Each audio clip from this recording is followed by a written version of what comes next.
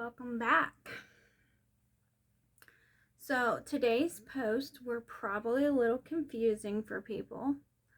They're like, okay, now she's posting heavy metal.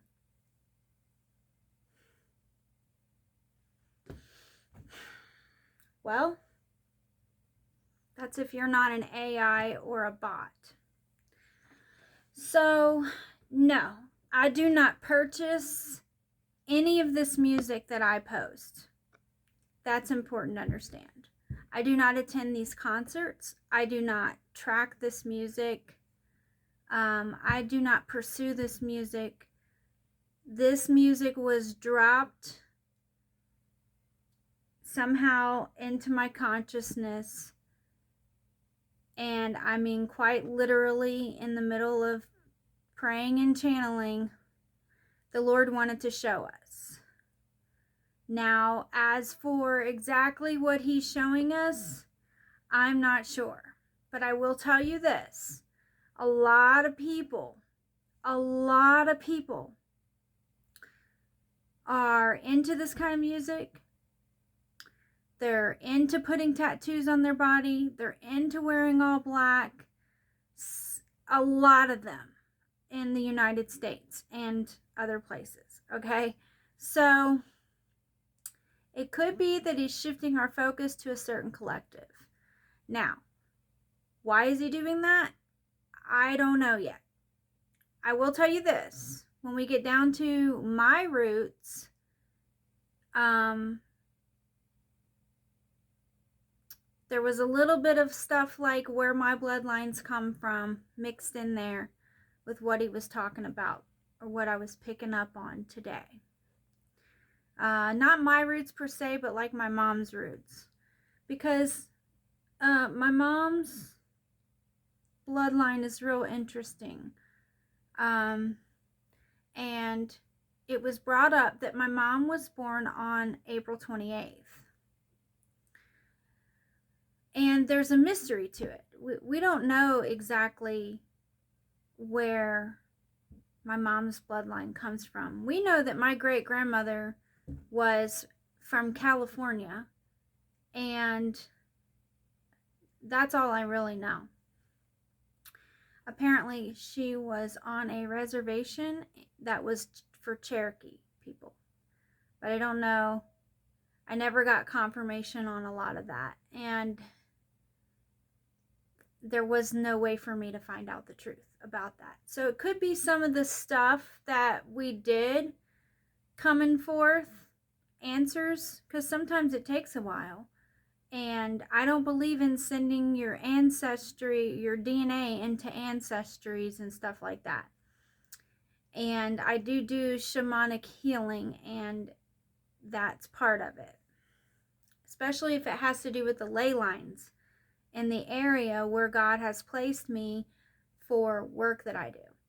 So I do know this band. I do know them, and they were one of the ones that I preferred to listen to when I got supposedly married the first time. The first time that I got married, knowing that I was marrying someone, not married in God's eyes, but married knowing it. He was a musician, so he was into like various types of music, but mostly heavy metal. And then I was around that crowd for probably the first 8 years of my adult life. Something like that. Which my adult life began pretty early. So that's been coming up because my son's dad's my two sons' dad, my two oldest sons, I have older children and younger children, their dad was coming up recently, and a lot of people are going through awakening, and they're coming into their awakening and into their judgment. And some of them have been under such heavy mind control. They went in too deep. And I talk about this a lot, that a lot of our mission is pulling each other out of density, and some people went in too deep into the density. And they were surrounded, and they were outnumbered, and they were targeted. And this happened over the past 50 years. And the average population, the average person, probably isn't aware of these things. Some are, and these days it's hard to know who's had their red pill, who hasn't, who's a part of the illusions and who's not, who is under the mind control and who is administering and embracing the mind control. We went through this very extensively and very deeply during my testimonies and my awakening, because I broke my own programming with the help of the Lord and my faith, but I did it, and some help from my friends. A few people were actually my friends during that. So it could be the Lord speaking to me about a certain collective and group of people. And also he could be warning us that there's ritual abuse happening, and that we're being targeted, or someone being targeted.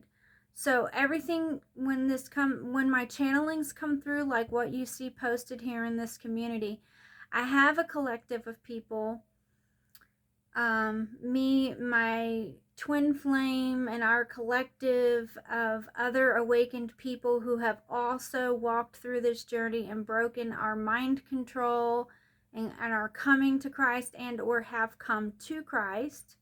At the top of my monad, we're the ones that have come to Christ. We've experienced our,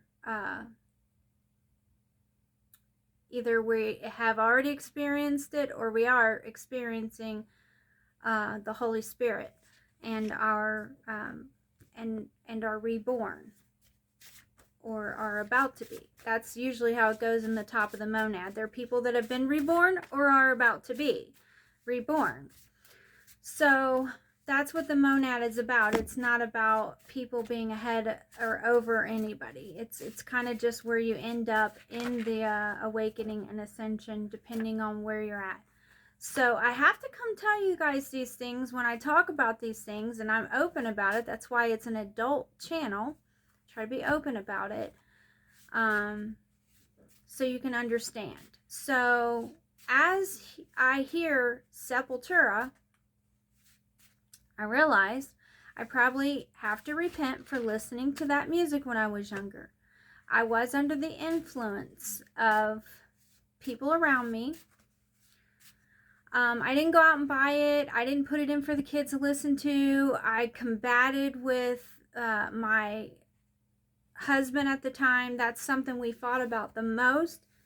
I was like, you're not going to play that music in my house. You're not going to play that around my kids, and I don't want you to play it around me. It had a very negative effect on me most of the time.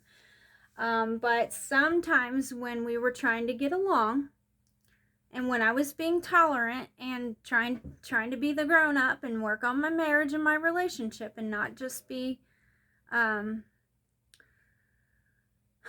hard-nosed about it, I would say, okay, there's certain stuff I can handle, there's certain stuff I can't. You know, let's play stuff that I can handle. If you're going to have your friends over, if you're going to bring this stuff in our house.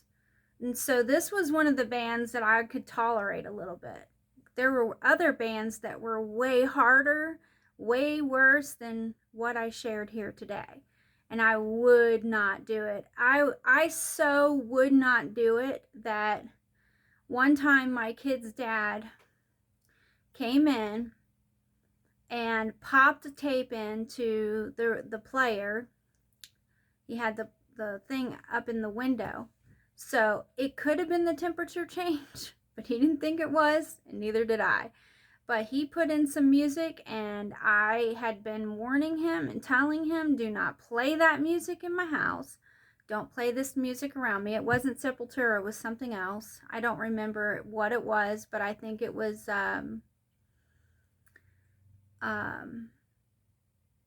something harder probably than that. It could have even been that. I don't know, because it's not something I listen to all the time. Today I listened to it, and I even got into it a little bit because I wanted to know why the Lord was talking to me about it and what it had, what they were saying in the music. And for the most part, the music wasn't very offensive. Then a couple songs came up that were offensive, and then the artwork was offensive, and then the way it came up on my algorithm, and it seemed to be speaking directly to me in my ministry, was a little bit like, okay, why are you here? What do you want from me? And it's hard to say sometimes what's going on, you know. So I give that to the Lord now, because I've already repented and I got those things out of my life. I stood my ground. I stood up for myself. And when my kid's dad put those things before the family, I did not. I kept on going. I shifted things in my life. I made adjustments and made it work. And it paid off. My kids don't act like the generation before us, before them and me, like my mom and her generation, or their dad and that generation where he came from. We transcended those cycles that were going on in our life. I knew from a young age, even from back then, because I wasn't as close to God as I am now, but I've always been close to God, and I knew. And when I would pray, I would get answers most of the time, until I somehow hardened my heart through hardships that I was having, probably, or something.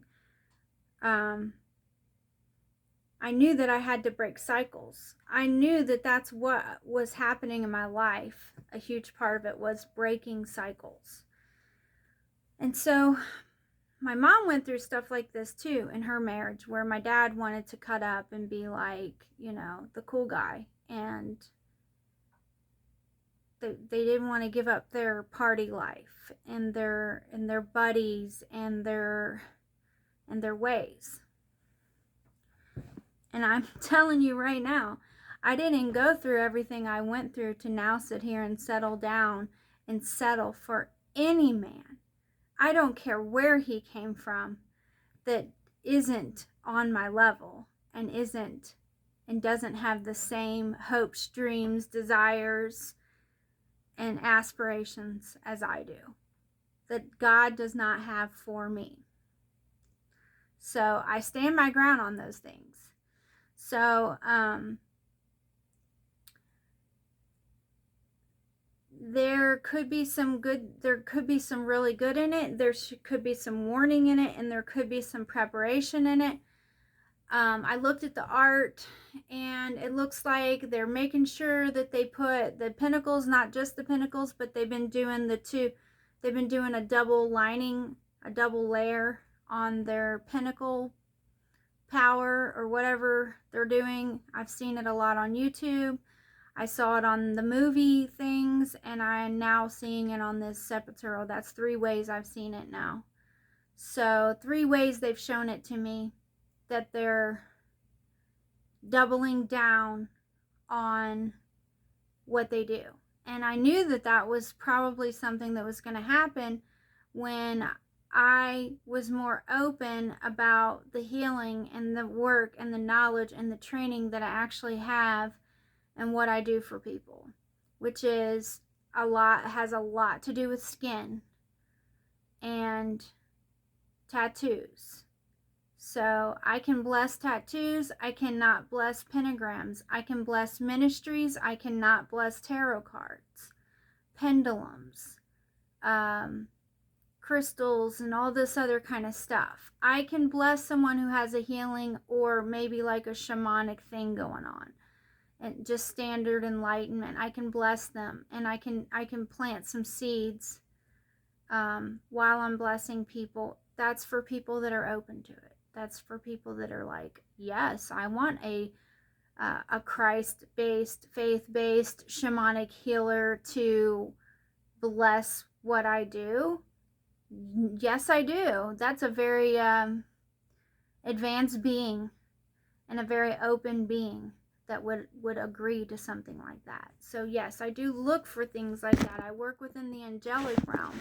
So a lot of times I do cover a lot of like spiritual warfare and sometimes it gets really, really scary.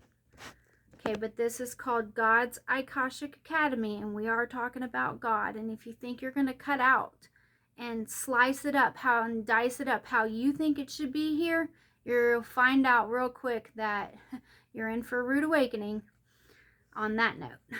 Not going to happen.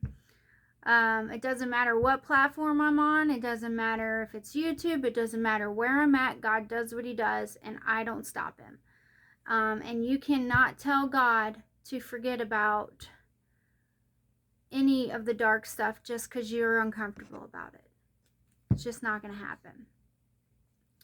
So I can cut out the politics. I can cut out watching the news. I can do a lot of things in my ministry, but that's something I cannot do. I cannot ignore the fact that when you're talking about God, you have to be talking about God's enemies. You have to be talking about powers, principalities, things like that. We can't avoid that. So these things had a major negative influence in the lives of people that I loved dearly, dearly. And I saw a lot of things in my life. I saw a lot of darkness. I saw a lot of really crazy things. And anybody that's lived in a city in the United States and didn't live under a rock, especially during the last 50 years, you've seen it too. My grandfather saw more violence. My mom's husband, and he was from over the Rhine, downtown Cincinnati, white man. And he saw more violence than any of us did. And he drank every day of his life.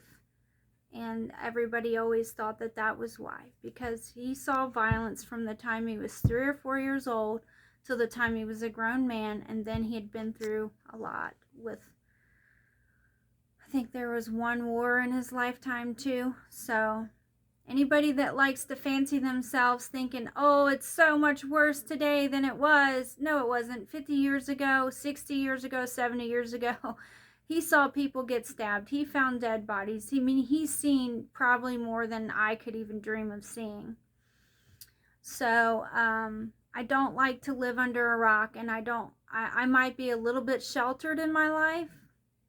There's very good reason for that, but I'm not so sheltered that I haven't seen what a lot of these cities in our country have to offer. Okay, so I just want to be real clear about that. And the things that go on might scare us sometimes. Now, when I was younger, I didn't know about the stuff that I know about now. I did not know how deep it really was. And if anybody says how deep the rabbit hole goes, I don't want to hear that. That's you make it sound like a fun little trip. You make it sound like Alice in Wonderland, and it's really not like that. But they do a good job in the entertainment world of giving a good sugarcoating, even when they're giving you the ugliest, darkest side of what goes on. There's still a sugarcoating over it. So I don't hide who I am, and I don't put on a mask. So those things come up because those things are probably a lot of why I've had to go through a lot of what I've had to go through. Because we're generational curse breakers, those of us that are chosen. And the reason I say chosen is because YouTube blasts this stuff in such a way that you don't take it seriously. That's what my purpose and chosenness was about. So breaking these cycles, breaking these generational curses. And these curses from the lifestyle and the things that my son's dads and the people of that generation were actually doing, just the music they were listening to. Those things were enough to bring the curse onto my sons and their generation. And even though when I was younger, I didn't know how to explain that stuff, I didn't understand it, I couldn't explain it, I didn't yet understand scripture, I knew. Inherently, I knew. And I knew if I wanted that not to happen to my kids, I had to protect them. And the ways I did that was I made education important, I made sports important, and I stayed home. I didn't think, oh, I'm just going to drop my kids off at every daycare and every place I can find and go run around and please the world and work everywhere when I know I have this much responsibility and this much working against me. Intuitively, I knew I better find a way to stay home and pay attention to what is going on with my children. And that too paid off. It was worth it. Unfortunately, it kind of landed me in a position where I got a little bit trapped and had to stay home for far too long. But I did manage to still educate myself, still find ways to make money. I still have owned 3 homes. Even though I don't own a home now, I'm at a place in my life where it's kind of like, well, that's a lot of responsibility anyway, and it's kind of nice to not have that responsibility of a home and to deal with right now. But my kids are grown men now, and they need to understand as much as I can possibly give them, and so does my collective, where I come from, what the deal is with all that. And no, I don't do that stuff. I do not go to concerts. I do not engage beyond what I share with people here in the entertainment world. You can see what I share and what I do is how I live my life. I don't hardly watch the news. I wouldn't have a TV if I could help it. It does help keep us grounded and sane. And I'm very grateful for the things that we find through having a television and stuff, especially these days. Because I found a lot of really valuable information, healing tools, grounded and wholesome types of entertainment and things like that. It might not be easy to find that stuff, but it's gotten easier, and so I thank YouTube for that, because I do find some stuff, and not just YouTube. I found a little bit of stuff here and there and other places too. So we're grateful for those things. But yeah, we're not going to hide from the darkness here. But I'm not going to blast it at you either. But that is what came up. It came up that way. God may want us to know what these bands are working on and what they're doing. Looked pretty satanic to me. And it looked like some sort of possible demonic retaliation just for even talking about healing tattoos. Because now they're showing signs on my algorithm. It says, oh, people in Colorado are putting up signs, funny puns, and none of them are about Jesus or God. Almost as if to say, get a clue, get a sign. You live in a satanic reality, and nobody's going to let you. You're fighting a losing battle, blah, blah, blah, blah, blah. Well, if I was fighting a losing battle, you wouldn't have to go through such drastic means just to communicate with me now, would you? Obviously. Obviously, I've put a dent in something. So, in Psalms and in the scriptures I heard today, he revealed what one of my dreams meant. And it says, in the roundabout, and this is in Psalms. And then I had a dream that I didn't mention, and it had to do with the kids' dads. It had to do with me living on my own or something like that, and I'm looking for my cell phone, and I'm arriving from work.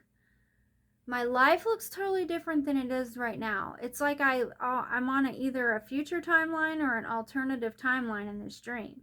And I live in this place, and I'm living on this street, and it's like a roundabout, and there's all these appliances have been delivered to me, and one of them has a big giant dent in it. And but they're all laying out in the street in this roundabout, which is in front of my house. The roundabout that I live on is actually like also in front of my house. And I'm like, oh great, like how am I going to get this stuff in the house, and how am I going to get it all hooked up, and why do I have 3 refrigerators out there, like that's weird. Why do I have 3? And it was kind of like, is this something prophetic, or is this just like my consciousness being weird because of something else? So I think there might have been a little prophetic in it, since I found some of the scripture matching it. But also that day I had ordered groceries, and I didn't notice that I had it on pickup. And when I called them, they're like, well, we can convert it if it's on delivery when you need it on pickup, but we can't convert it if it's on pickup and you need it on delivery. So I can call on your behalf, or I can give you the number and you can call and cancel your order. I'm like, okay, whatever is more convenient for you, but I need to cancel this order because I didn't mean to have it on pickup. I meant to have it on delivery. So when I called to cancel, the guy's like, well, what was the problem? Why did you have it? What caused it, or whatever his question was. And I was like, I don't know, Oh, he said, are you new to ordering the groceries? I'm like, I'm not that new to it. I've ordered a few times, but I've never had to switch it from pickup to delivery before. And he's like, oh, okay. So I said, well, I guess I'll just be more careful from now on. So I don't know if there were changes on the website. I don't know. But now I just have to be super careful when I'm doing orders. So also seemed like there was some sort of subtle warning about being careful and about shopping online and things like that. So just throwing that out there. There's been a lot of warnings coming through in a prophetic way about people, and I think it's the Lord also, because I worked in identity theft protection. I used to sell a legal service from home, and I think that also he's wanting to alert people and alert the collective to the dangers of people selling your information. Not just that they could rip you off, but they could get your information and try to come mess up, come into your life some way and stalk you. And I've been stalked before. I've even had a camera snuck into my bathroom by a landlord. I've been stalked through social media every time I've had social media. A lot has happened in my life, and not all of it is because of, and that's another thing too, they do a real good job of making people think in the new age that everything that happens is you doing it to yourself. Everything in your life that you don't like, or that makes you uncomfortable, or that isn't good, is all because of something you did and something you need to change, because they want to distract you from what they're doing when they're doing that. So I used to work in stores, and one of the first things we had to learn just to become a shift leader in the store was that theft was a big issue and safety. And we had to watch our customers, and we had to be very keen about these things. And we always knew something was up when someone was trying to distract us or move too fast or spill something or cause a distraction to happen. Complaining when there's nothing to complain about, making a fuss. There was always something else going on. Somebody else was in the store to shoplift or to steal gas. I mean, there was just various things. So it's kind of like that general warning that be careful. It's not just that there's information they would rather you not hear. There's things that they may try and do, and they just don't want you paying attention. So you just have to be always really, really careful about that. And now that I have a channel and I'm on YouTube, that's a big part of it too. So this is just a general energy report and message, just like a general 11/11 message to whoever's listening. I'm not doing an 11/22 report yet. I was supposed to do one today, but my sons are coming in town and I need to get ready for family to be here. Your video, okay, your video didn't cut off. I thought I heard it. Okay, thank you. You're supposed to be in bed. I know, but I'm making... Oh, okay. When you can't sleep, that's a good idea. So, watch, just be extra careful, guys. People might try to order stuff in your name during the holiday season, steal other people's identity or credit cards. All these different things that can happen, and you can actually pray against this and put the Psalms into action to protect you and to help with your prosperity. Okay, so that's another big reason.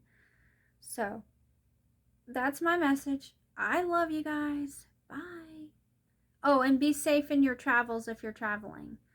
Okay, some of you are traveling. Be a specific safety about watching your